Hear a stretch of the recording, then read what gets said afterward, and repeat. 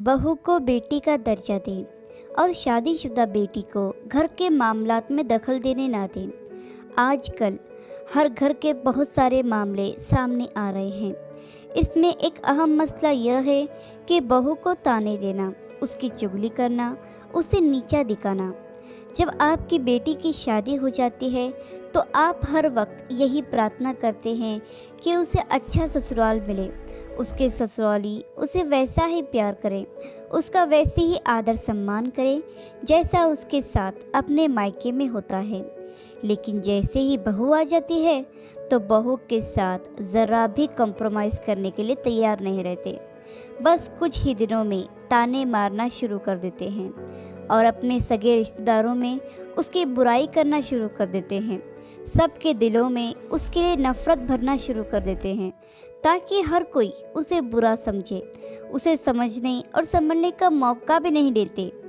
एक लड़की अपनी कहानी बताते हुए कहती है, पहले मैं और मेरी सास एक दूसरे की बहुत इज्जत करते थे।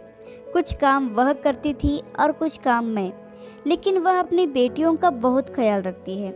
वह उनके लिए बहुत कुछ खरीदती है, मगर मेरे लिए कुछ नहीं खरीदा। कोई चीज़ उपहार के रूप में भी मेरे लिए नहीं खरीदी।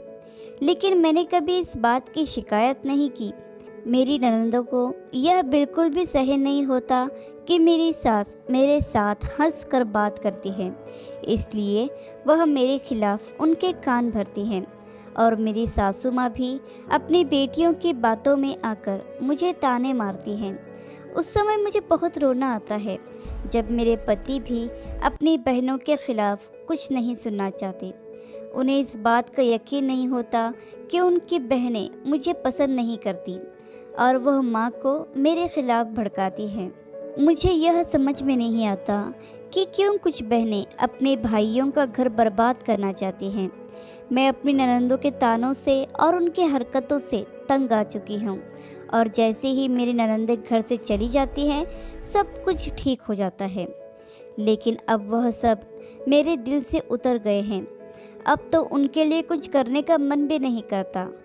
काश कि वह मुझे अपनी छोटी बहन समझकर मेरे साथ प्यार से रहती और मेरा भी वैसे ही आदर सम्मान करती जैसे मैं उनका किया करती थी।